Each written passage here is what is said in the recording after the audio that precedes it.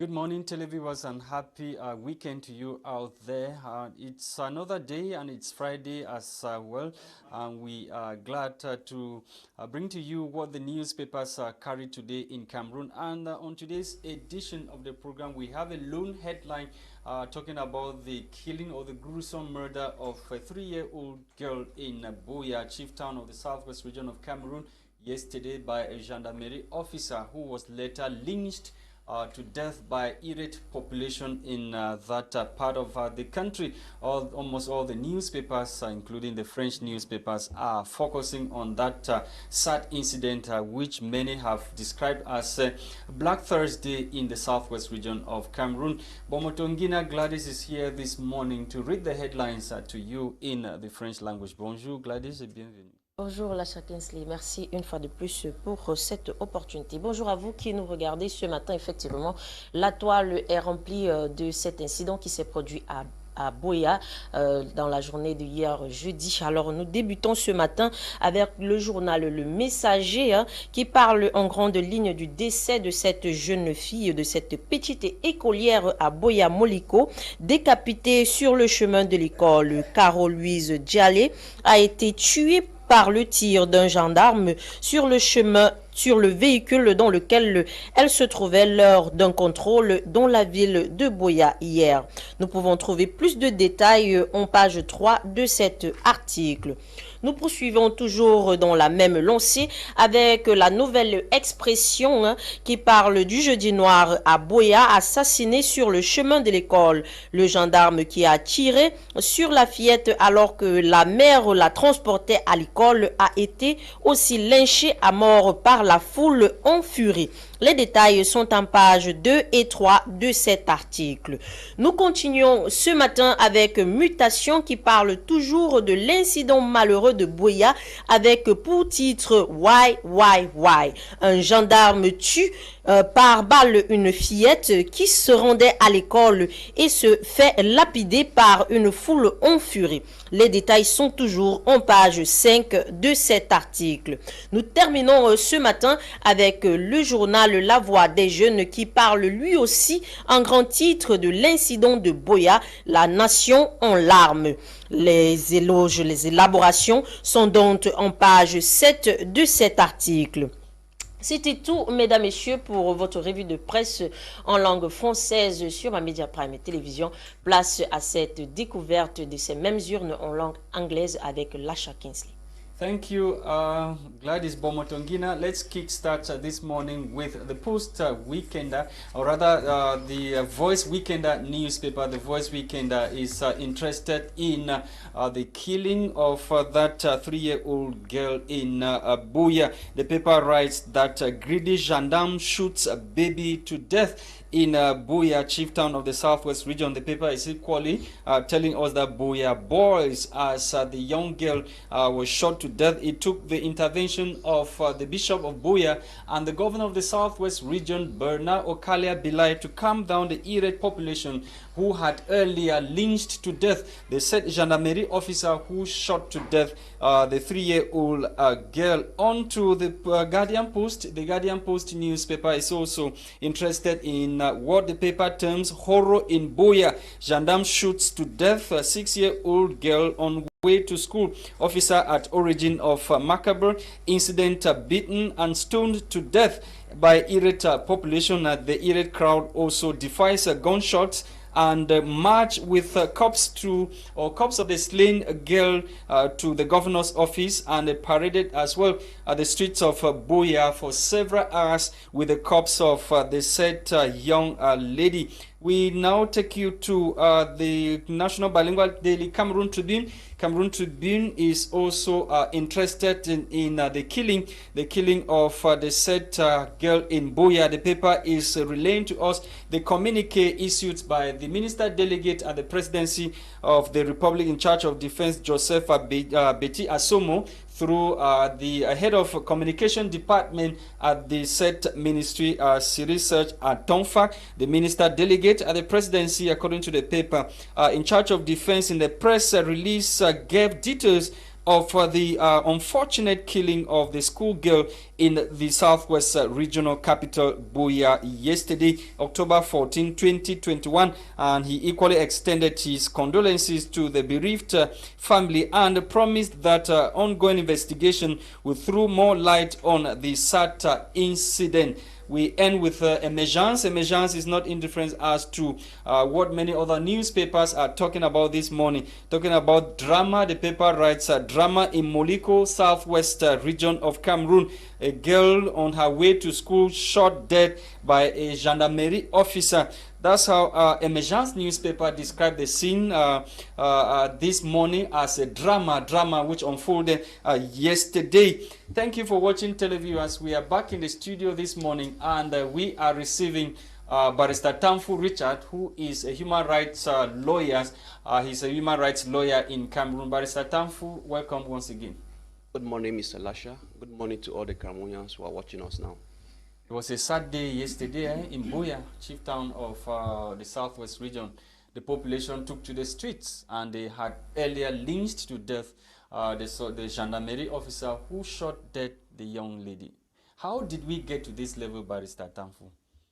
Yes, that's the same question I'm asking myself. What wrong did we do?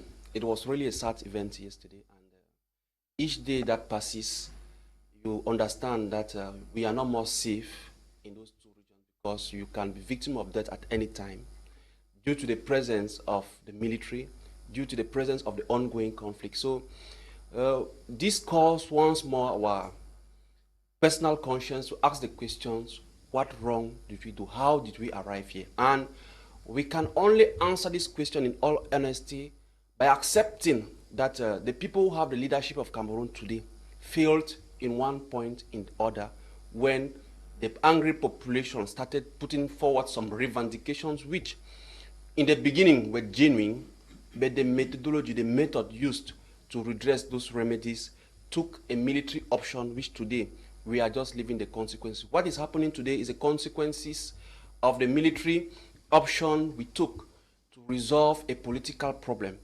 We are living in chaos today because people have taken arms, and as day passes, people are taking the appetite of it. And despite the repeated visits of the Prime Minister, you see that what we have as feedback is another killing. So meaning that the proper thing is not being done. We should not lose the target. Cameroon is a country who has at the head the President of the Republic. And it's another opportunity for me today to request or draw the attention of the President of the Republic for him to take his responsibility. But Barister Tamfu, many Cameroonians have had to question the occurrences of this incident. It's not only limited to the conflict-stricken regions.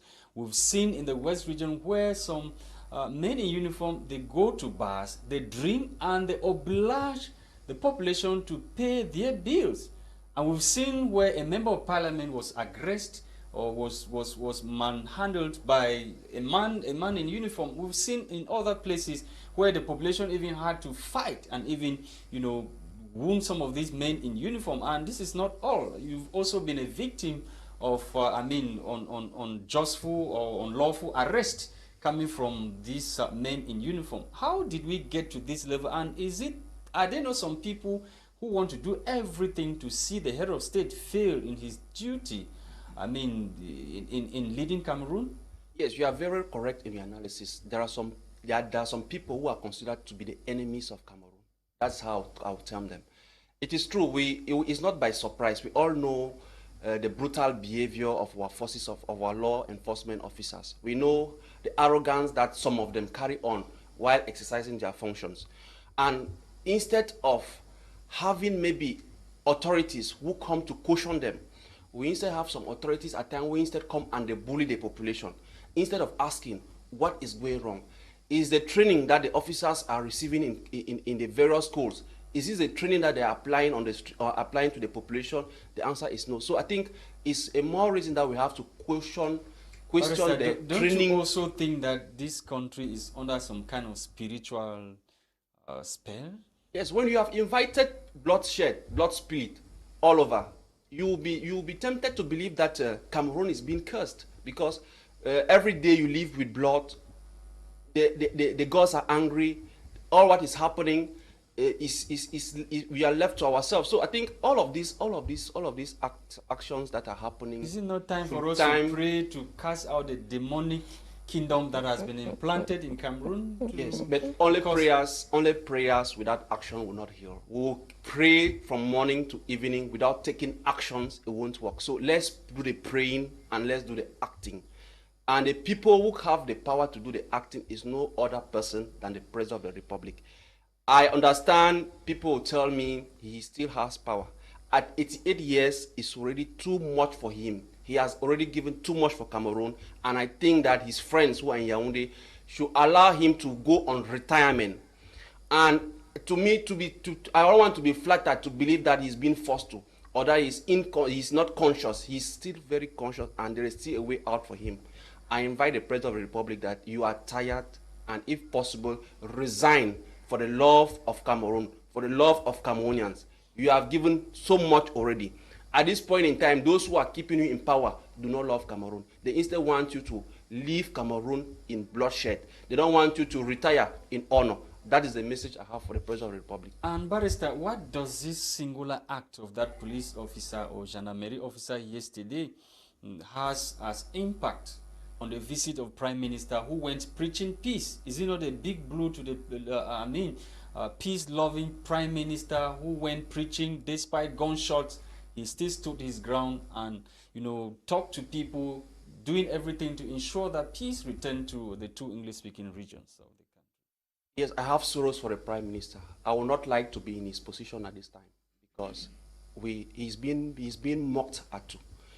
You see, the Prime Minister went with all humility, sent by, I can say, his hierarchy to preach peace. He himself has been victim of that violence. And when you try to picture some scenarios, you want to understand why this humiliation on him. He should not accept this any longer.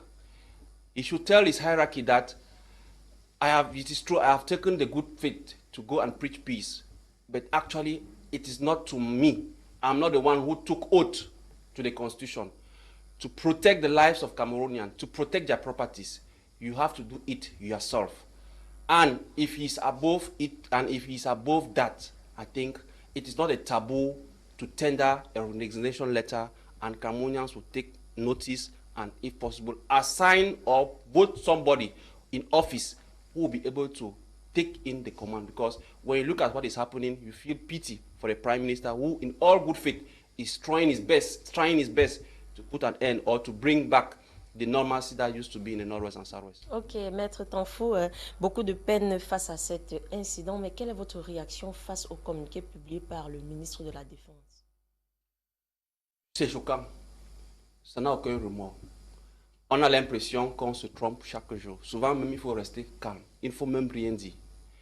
Après Garbou, on a eu combat. Après combat, Moutengene. Après Moutengene, Boya.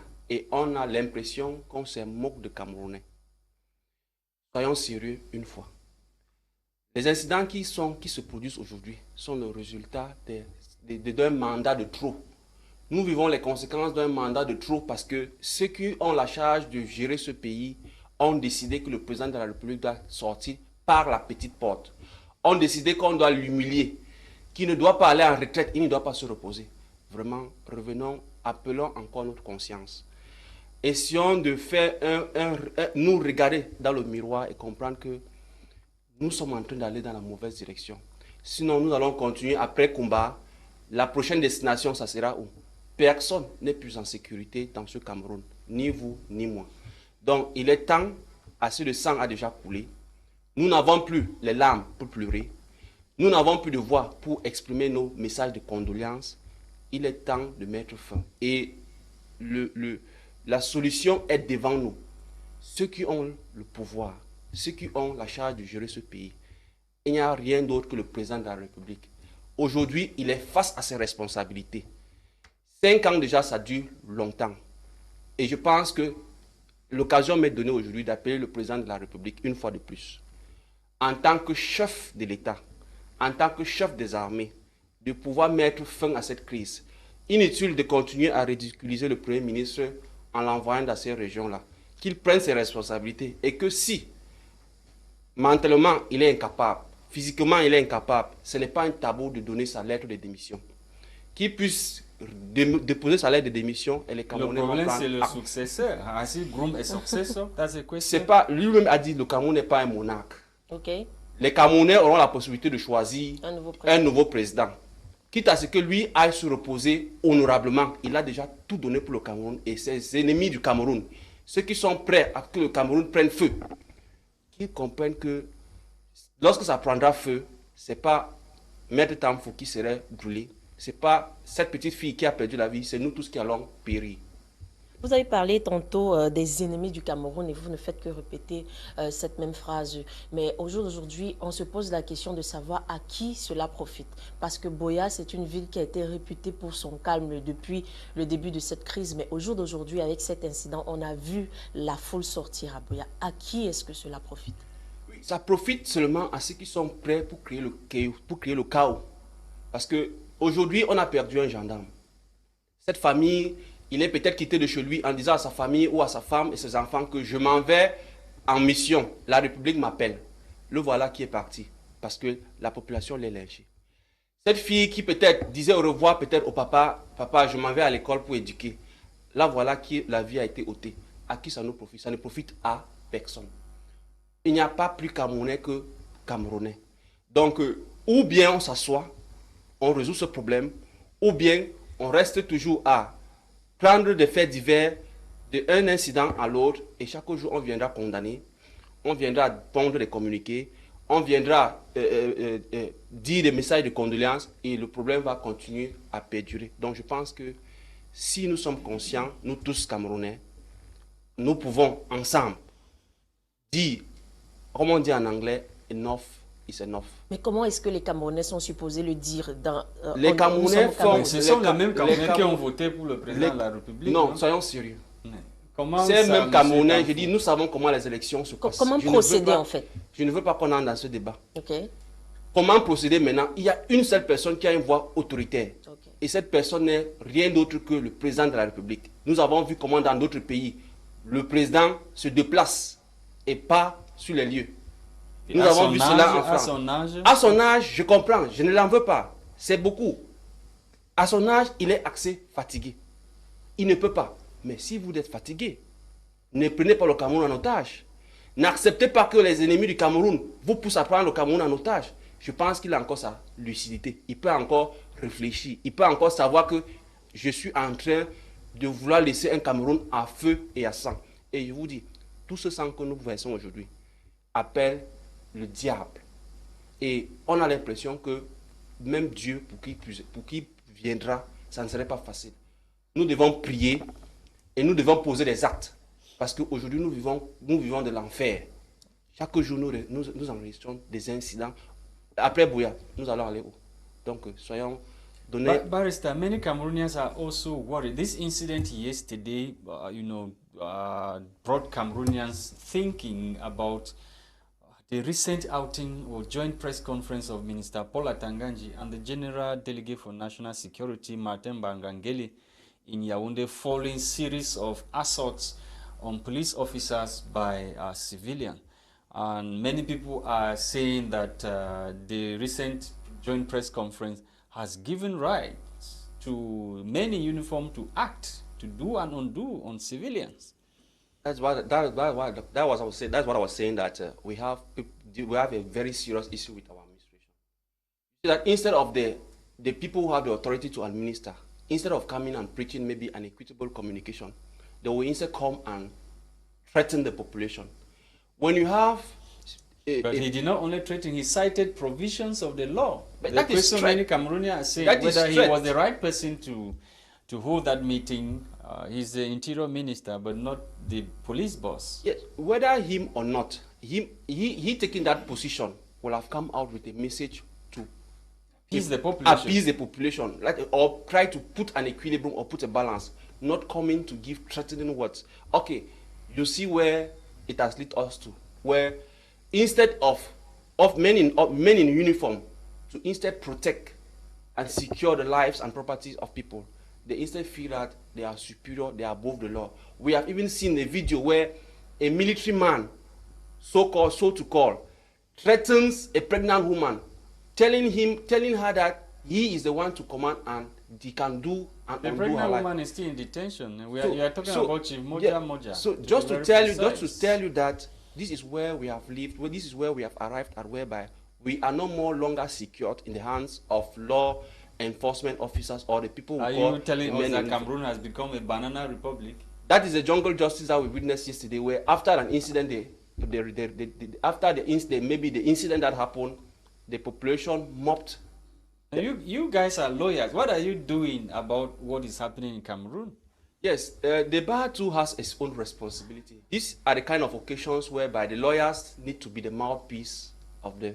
So you guys voiceless. were beaten in 2016, But when probably that made you guys go back into your exactly, your exactly. You are But no we should not remain in our shell, because if we don't stand and speak, who will speak for those people? We should continue to stand and continue to advocate for the right thing. The citizens rely on us, men of law, to protect them. If the men of law or the lawyers are beaten, we will not go and sit and fold our arms. We should continue to address the issues squarely as they are. And it's also an opportunity for me to say the Cameroon Bar should also even come out with a strong note and ask the government to open proper investigation to know exactly what happened in this incident and to make the perpetrators pay for whatever they have to pay. But the perpetrator has already paid his debt. How do you go about judging a dead person? But the consequences on the family members, they have to be compensated, because the little girl who is of late has a family. And surely there was a boss. The He had military a boss, man, and the person that sent him to the that military man post who lost his life was serving the interests of Cameroon. He has was a sent family. by somebody. Good, so they have to pay compensations. Okay, thank you, Barister Tamfu Richard, for coming. We're glad you honored our invitation. You're a human rights lawyer in Cameroon, and equally member of the Nigerian and Cameroon Bar Associations. You are currently, your chamber is in Douala, and you are more focused on human rights issue. Thank you so much for coming, sir. Thank you so much. The pleasure is all mine. Okay, televiewers, it's on this note that we conclude today's edition of the program, which was presented by Gwladys Bomotonguina and myself, Lasha Kingsley. The program was produced by Akeba, Desmond, and hopefully we'll be with you on Monday, God willing, for what the papers must have said. Bye-bye. Have a great weekend.